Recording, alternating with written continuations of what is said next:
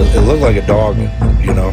They call it like the dog man or something. I mean, this thing was built. I mean, this thing was rugged. I mean, it's something I wouldn't want to tangle with it, you know. One night, I'm sitting there and I had a dead body in my bed. Yes, that's when I started hearing the doors opening and closing and then walking through the house. 4 to 5 foot in height if it stood on its hind legs, covered in white fur, and it was basically scaling the wall like a person would. Welcome to Myths, Monsters, and Mullets. I am your host, John Methenkamp. If you have a paranormal encounter you'd like to share, you can email me at mythsandmullets@gmail.com. Follow me on Facebook, Spotify, and YouTube, Myths, Monsters, and Mullets. Don't forget to subscribe, follow, like, share, leave a comment, 5-star review, and that's the best way to grow the show. Tonight's episode features 3 guests. First is Gordon, who comes in and tells us about the Tennessee cave creature that he witnessed as a child. He also went back to the location and got us some bonus footage that he sent in to be included in this episode. The second guest, his identity needed to be altered to protect his identity, so I did do some editing to his audio. And then our third guest comes in to tell about a haunted theater that he worked at. Hope you enjoy the show.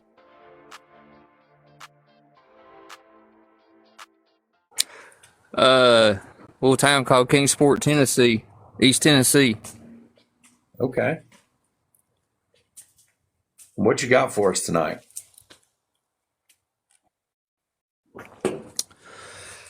Well, I had a strange encounter. I was probably about 10 years old. This is back in about 1987. A friend of mine invited me up to spend the night at his house over the weekend, and we ended up, there was an old abandoned rock quarry behind his house, and he said, "Hey man, you want to go, go check it out, whatever?" And I said, "Yeah, sure." So we went down there, and there was like 2 sections of this quarry, right by his house. It was like this plateau area, and then it drops off down into a larger section. It was like probably a good 60, 70 foot drop down into the bottom of it. But on the plateau side, there was a cave, I guess, where they had been tunneling in when the quarry was in operation. And so we climbed down in this quarry, and there's this, only thing I can describe it as is this creature. It was probably 4 to 5 foot in height if it stood on its hind legs, covered in white fur, and it was basically scaling the wall like a person would, climbing up the side of it, and of course it scared us to death and we got out of there, but over the years it just we would find like people's dogs and cats around the neighborhood, I guess, just household pets mutilated down there, like spines ripped out, organs gone, like it had picked them apart, and we never could figure out what it was. And then eventually, after a few years, it just vanished. So I don't know what it was, and to this day I've tried searching out, trying to figure out what it could be. Any other people who may have encountered something similar, but nothing. So was this like humanoid shaped, or was it on all fours the whole time? Well, that's the thing. It was like humanoid shape, but whenever, like, if we went down there and it would literally chase us at times, it would be running on all fours, like an animal would, or a dog, or something like that. It would run on all fours, but it could literally go to humanoid form and climb and that kind of thing. So you went back more than once and saw this thing? Oh yeah, we it used to be kind of a thing. We would go there, and it was kind of like our little hangout kind of thing when we was kids. You know, we even had like a little clubhouse and stuff down there, you know, and different things. And we'd go down there and explore and get away, you know, do stuff when we weren't out doing other things. But yeah, we encountered it more than once. Holy cow. AK-47 had a question. Did you ever tell an adult about this? Well, his dad. His dad, we was out on the back porch one night talking, you know, just kind of sitting around in the evening, and his dad said, "I'll give y'all $100 if you go down there and spend the night in that quarry right now." And of course, we was like, "No way!"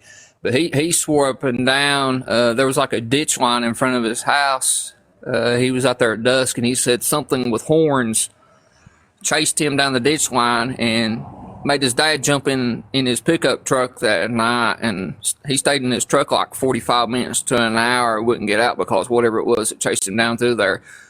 No, I don't know if it was the same thing, kind of sounds like it, but he knew about it, so we thought he was just kind of screwing with us, you know, because we was just kind of talking about that night. But he swears up and down something chased him down the ditch line that night into his truck, so that's really the only adult person we told about it. But So this thing was covered in fur, or it was just black?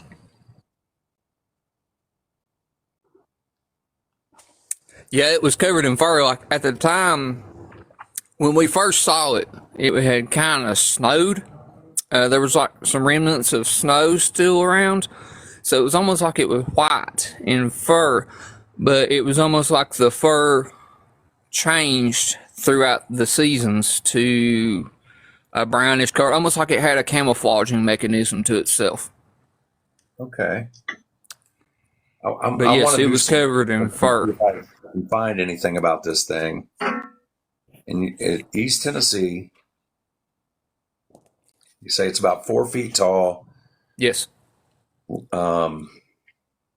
was white when Yeah, you saw it. 4 to 5 foot tall, something like that. Yeah. Okay. But you saw it in other colors too. Do you think there were more than one? Yes. Oh, I don't think so, but you know, I can't say for certain. oh wow. And it physically chased you too.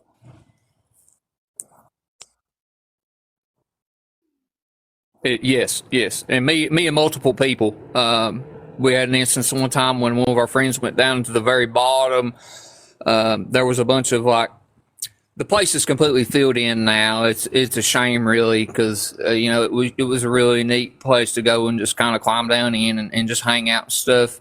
But at the time, we went down in there one time with another kid that was a friend of us, and we climbed back up out of there, but we could see like the bushes moving and stuff, like something was chasing him down. And we had bottle rockets. We was shooting down in there like at the thing, because it literally about got him that day. It about grabbed a hold of him, and he just barely escaped. I know this sounds crazy, but yeah, I mean, this literally happened. But it chased him down too, like. And if just at any split second, if it could have got a hold of one of us, I think we wouldn't be sitting here today. But it just, I can't explain it. I've never been able to figure out what in the world it could be. I've never found anything that's even close to it, searching on cryptid sites or, you know, anything like that. And I don't know. I just don't know what it is, what it ever was.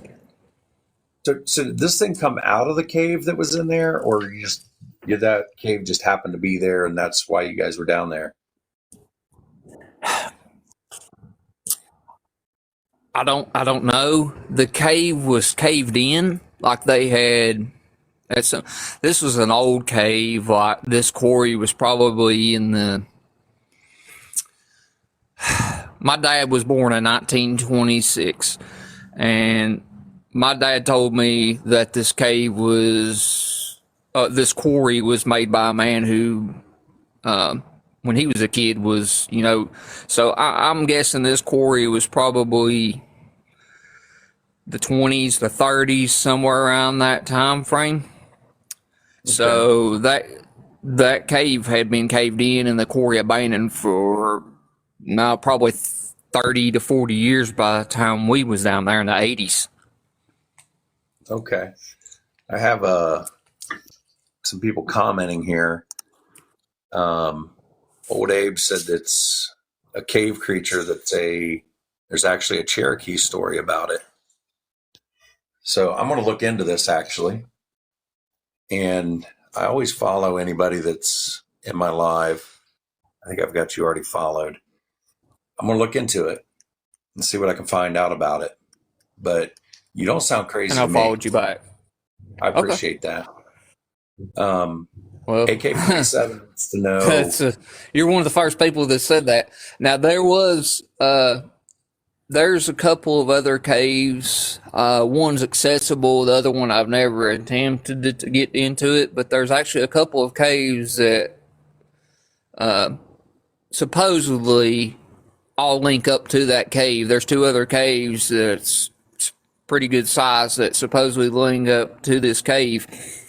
So I don't know if maybe at some point that it escaped through them cavern systems and went somewhere else, possibly. Wait, I don't know. There's a lot of normal and cryptid activity around cave systems, especially the limestone cave systems throughout Appalachia and Kentucky.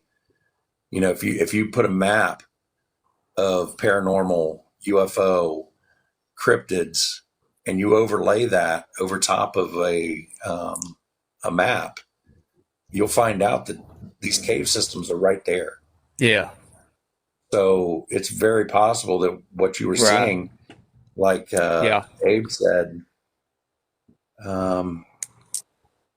Abe is saying he's not the only story like this. He's reading about something, same thing, 4 feet in length. So I'm going to look into this a little bit, and I'll send you a message, see what I can find out. The other question was, did it make any sounds?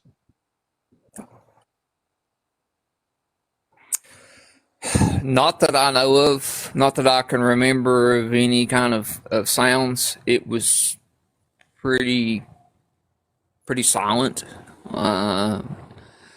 The only other incident that I ever had with it, we had kind of climbed about halfway down inside the top part of it we were just sitting there talking one day, and then all of a sudden we heard like something had lost its grip underneath of us and slid like rock sliding. It was almost like it was just silent, like it was a hunter. Like it was preying on things to sneak up and just get it, you know? But no, I never heard any kind of growling or screeching or anything to that sorts. So as far as, for the most part, it was just completely silent. Honestly, I probably wouldn't have heard anything either because I would probably been screaming as I was running away. But old Abe here, he said he's right down the road from you, and he wants to go help you catch it.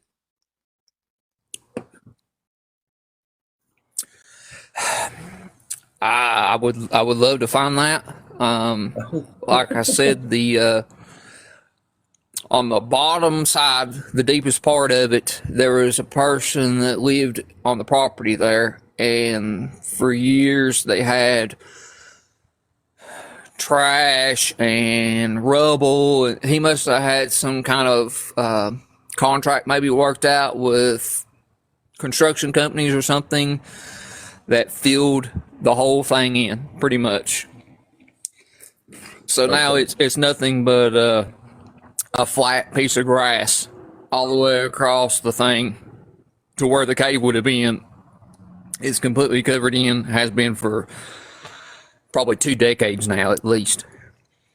Okay. So the quarry itself, the cave and everything is completely gone. Okay. Yeah, I think old Abe was wanting to hook up with you go hunting this thing, but sounds like the area's underground. I would love that. Yeah, I would love that, but it's completely gone now. It's nothing but somebody's pretty much this guy's backyard is all it is. Now you can see the cliffs to everything and to where everything once would have been, but as far as actually getting down into the quarry and seeing the cave and all that, it's been gone for probably a better more of 25 to 30 years now. It's been completely gone because it was filled in. Well, that was an awesome story, dude. Which makes my story even more unbelievable to a degree, but you know. So I missed that.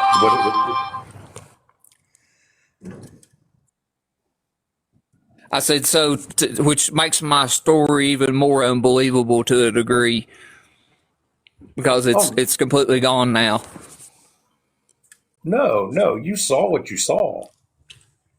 You know, I mean, just because 25 years have passed doesn't mean that. But as far as that's unbelievable. Right. But yeah, there's really nothing there to actually prove the cave and everything. But yeah, it's something I've wrestled with for, like I said, for almost 40 years of my life, you know. Something unexplainable, something that's, I can't, like I said, there's only a couple people that was there to, you know, actually witness the event that happened the first time we saw it. And so, well, that has to, I mean, pretty much just from memory is all I can really. Yeah, that has to bring you some comfort. For sure. That there was other people who saw it at the same time, though. Yeah. Absolutely. Did you have anything else? Any other paranormal or cryptids or anything? No, not really.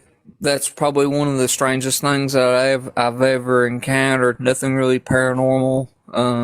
Just, you know, this one strange incident that we experienced for, you know, several years, maybe 4, 5, 6 years, that we experienced, and then it just up and vanished. It just went away. You know, of course, the older we got, the more we got, you know, into the teenage years and stuff like that, you stop, you know, going and doing things like that and get into, you know, riding around in cars and hanging out with your buddies and that kind of stuff, you know. So that just kind of faded away, and then it just was gone. Yeah. But man, that was a great story. I loved it. But and I just said I'm gonna take what old what was his name? Old Gabe. I'm gonna take what he said and take a look at it and see what I can find out, and I'll message you if I find anything out about it. All right, man. Sounds good, buddy. All right, man. Well, I appreciate you coming in tonight, and I hope you stick around. I just ran across you there just randomly. Yeah. That's great. Yeah, absolutely, man. I just, like I said, I just randomly come across you, and I thought, well, I'll share that with you, man. So I hope you can find something. Yeah. Well, thank you for following me, and I do this every Sunday and Monday at 7 p.m. So come back and hear some other people's stories. Yeah, man. All right, buddy. I appreciate you. Buddy. We'll talk to you later. You too, man. Bye, buddy.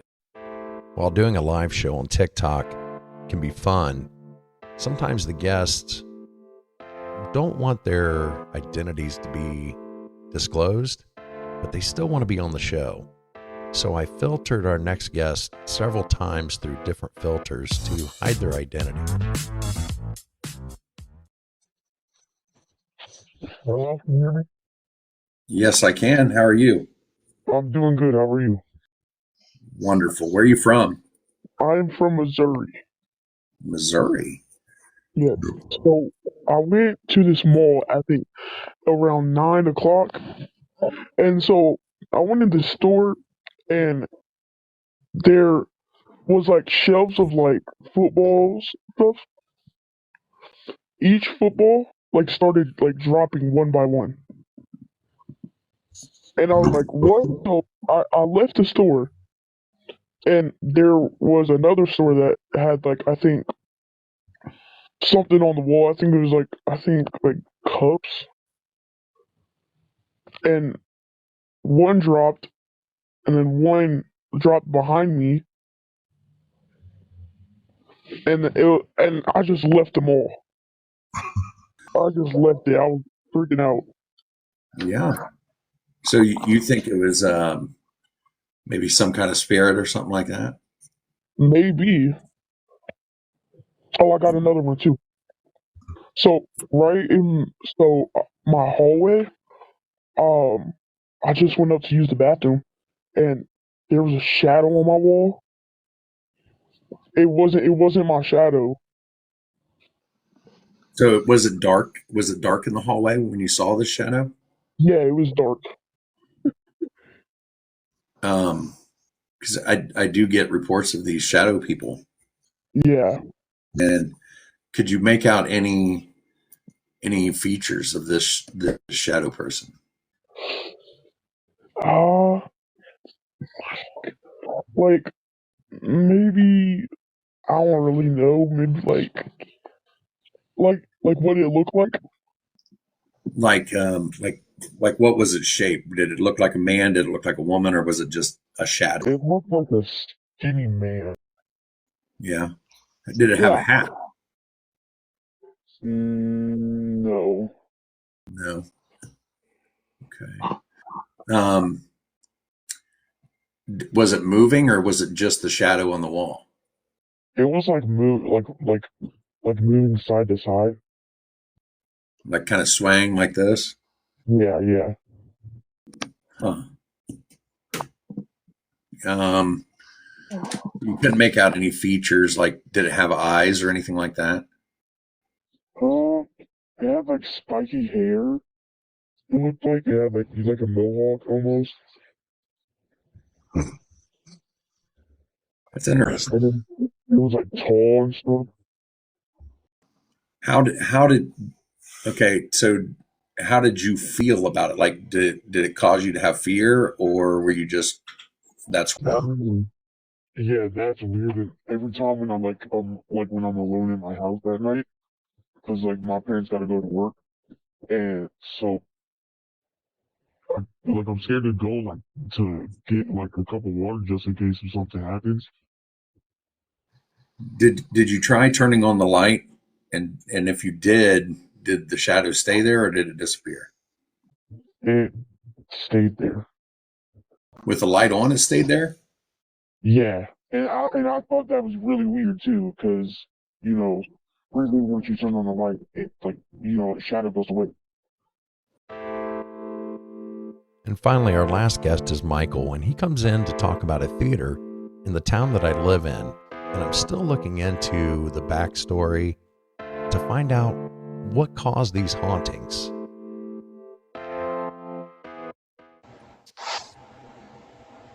Michael, how are you tonight? Can you hear me? I can. How are you tonight? Hold on, let me see here. Trying to figure out if you're okay or. Yeah, I can hear you now. I was having an issue. Yeah. If you got any background noise, it'll affect whether you hear me or not. So what do you have? What do you have going on? What kind of encounter do you have? Yeah, so I've got a ghostly encounter of the other world. The only thing that I can assume that it was a ghost. I used to work at a movie theater when I was still in high school, and it was a very old building, but the parking lot next to it was where the original movie theater was. And I think that you might know the theater I'm talking about, but I won't say its name just for because I don't want people knowing where I was. But Was it in the same town that I live in? yes, it is. It's I think it's closed now.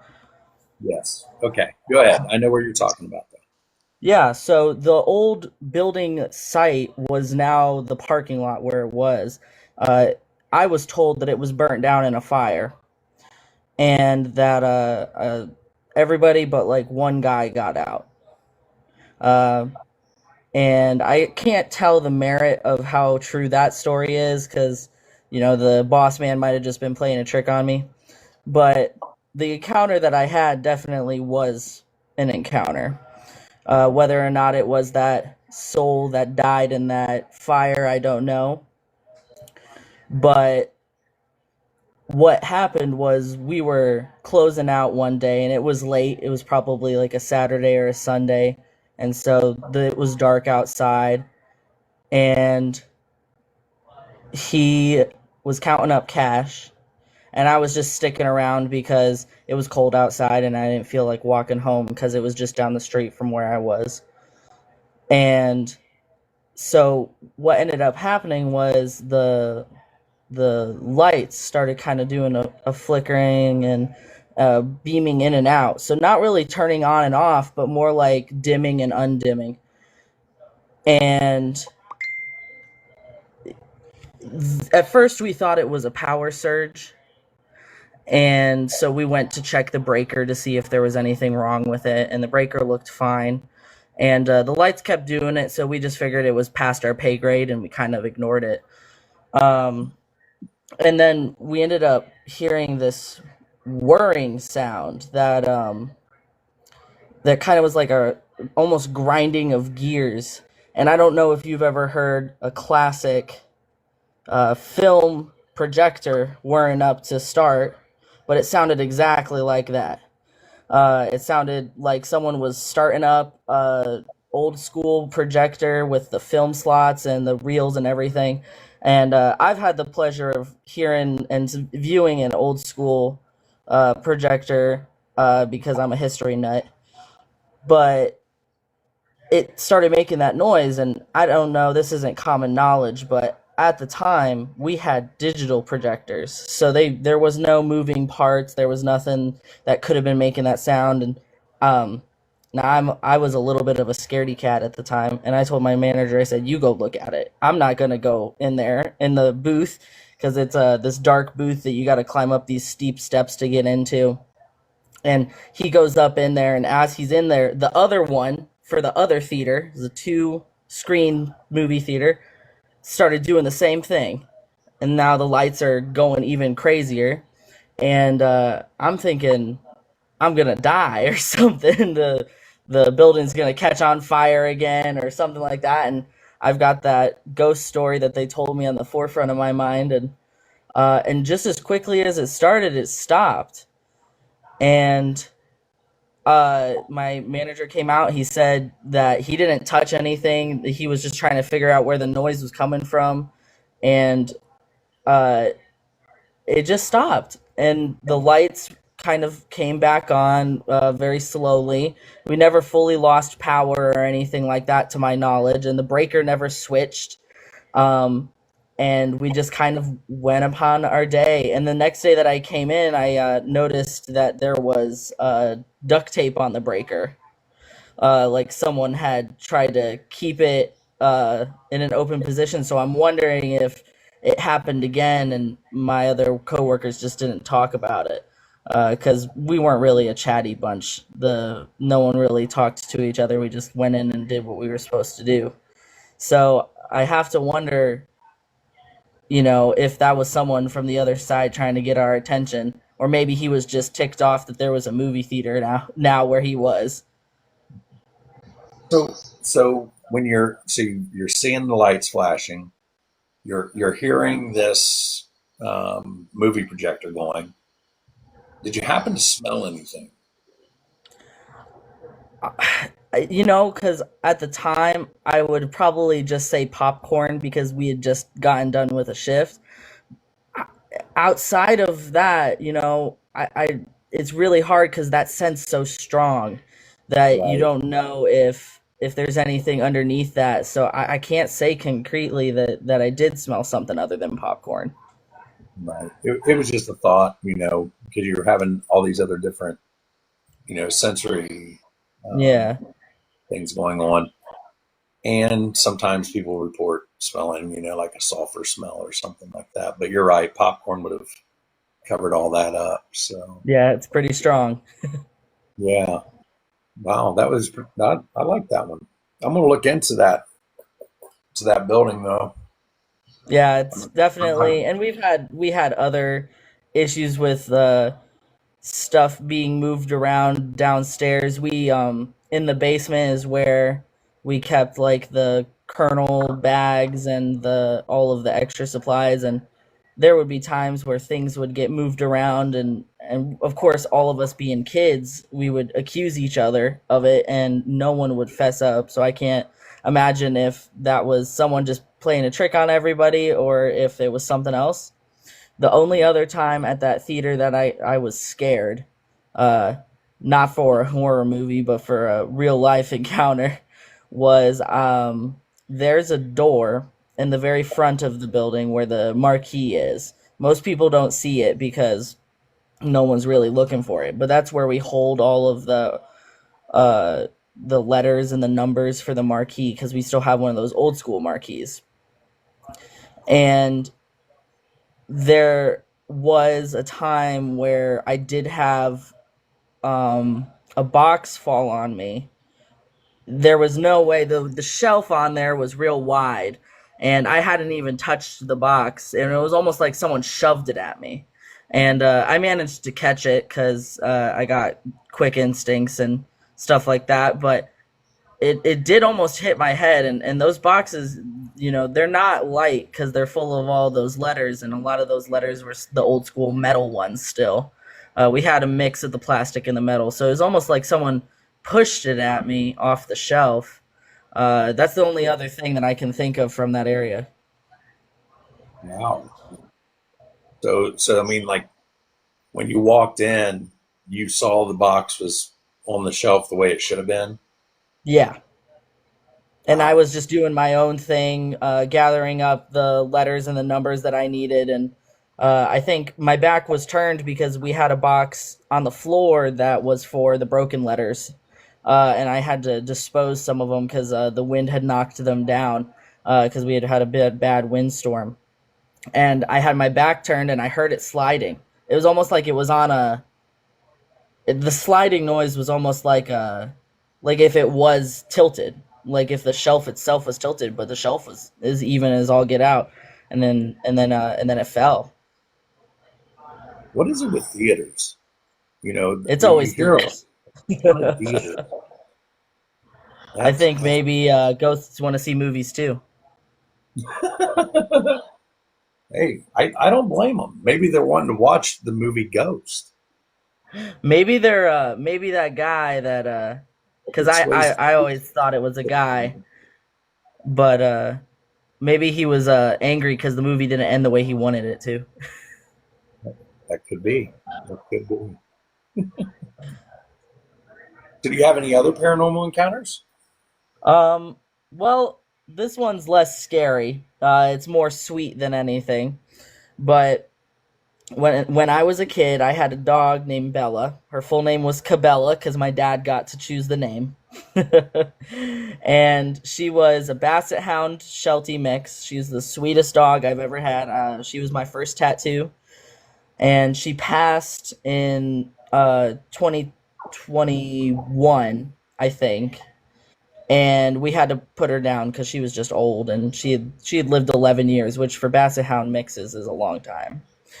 And ever since then, there's this little ghost of her that follows me around, and I've moved a couple of times since this started happening. But you feel a a weight on your legs and there's no animals on there, or there's heat where there shouldn't be heat. I feel her licking me sometimes because, boy, she couldn't hold her liquor. um, That Sky. Maybe it's Sky, maybe it's not. Sometimes it's when I'm home all alone, you know? Okay. But she still follows me around, and every now and then I'll buy her little treats from PetSmart, and I'll put it in a little bowl for her, cause she's a good girl. So maybe I'm her unfinished business. She just wanted to hang around with me for the rest of my life. Right. Right. Well, those are some awesome stories, Michael. I'm glad that I got to tell them. Yeah. I'm glad you guys enjoy the show. Oh, absolutely. We're big fans. You know, I'm busy with my finals right now, and it's just playing in the background while I'm working on my papers and everything like that. And I thought, man, I haven't taken a break in a minute. I'm gonna go tell my story on John's Live, and then I'll get back to it. I appreciate it, and Yeah, absolutely. and it was good seeing you guys on Saturday. Yeah, I had a lot of fun, even though got beamed by some Saran wrap, but that was pretty good. Well, all right. Well, I'll tell everybody I said hi, and thank you for coming in. Yeah, absolutely. The following clips are from our first guest, Gordon, where he witnessed this stuff as a child. Hey man, meant to do this like I told you I would a few days ago, but it's been brutally cold up here in Tennessee, so as I promised, though, I'm going to show you this cave and stuff and all these locations. It's finally warmed back up here to about the upper 50s today, but I'm going to kind of do this in reverse order. So this is technically the last cave, but it's the most accessible and the only thing that's really still around. But as you can see, it's a pretty good sized cave. It's goes back pretty good distance. As you can see from the graffiti and everything, that plenty of people has been here over the years and kind of vandalized and that kind of stuff, but it goes back a good distance. It actually really is pretty close to the main road. As you can see right here, I mean, it's just right off one of the main roads here in my town. So a lot of people don't even know the cave's here, but apparently that cave connects to the next one I'm getting ready to take us to, which connects to the quarry that I'll go to last. So I'll get in the car and take us on over to the next location. Alright man, not a short distance from where we was just at, maybe half a mile, 3/4 of a mile, something like that. All these caves are pretty close vicinity to each other.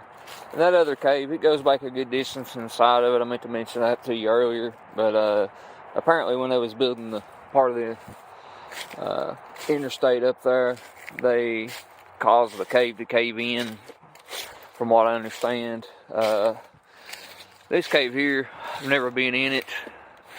As you can see, it's pretty overgrown. It's been fenced in, but apparently the city fenced it in back in the late 70s, early 80s. From the stories I heard, teenagers was going down in there and partying and drinking, and they pumped this cave full of concrete and sealed it up to where it made it inaccessible.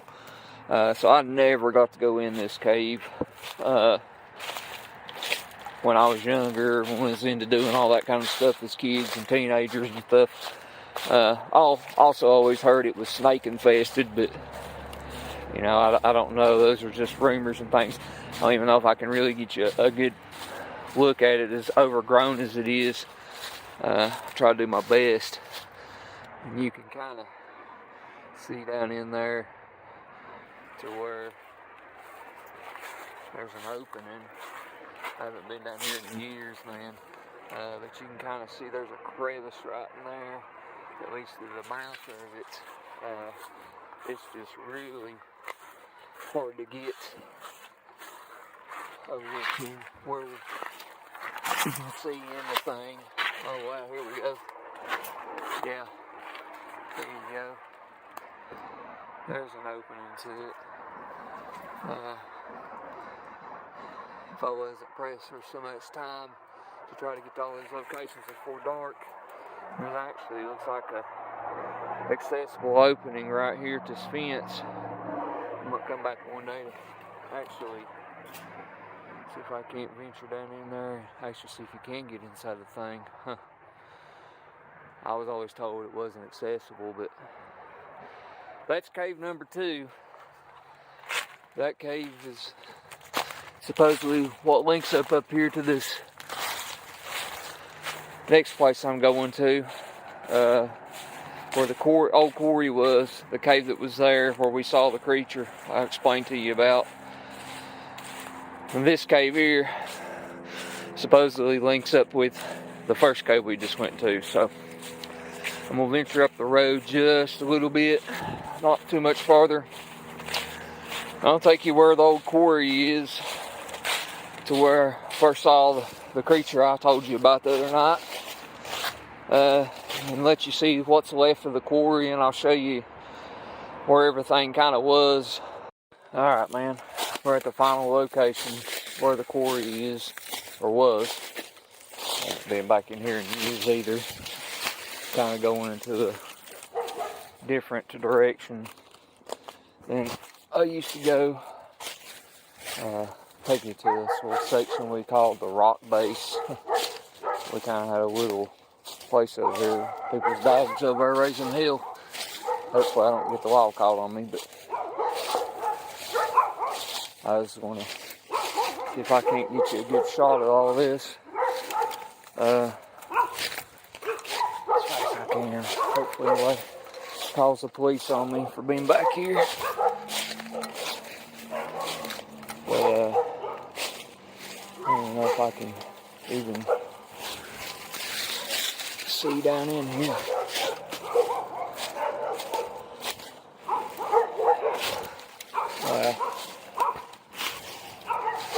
We used to climb down this little spot right here to where we would hang out down here, but as you can see, there's not much left of this place. I'm gonna have to probably vacate the premises. There's way too many dogs up here raising hell. I'm afraid that someone's gonna call the police on me for being trespassing or something. But yeah, there was a, really wish I could show it to you. There used to be a big quarry right there, and that's where the thing was at. I'll see if I can't drive down on the next street over and show you a better video of it. And that's it for tonight. If you have a paranormal encounter you'd like to share, you can email me at mythsandmullets@gmail.com. I'd like to thank our guests Gordon, JJ, and Michael for being on the show. Have a good night, everybody.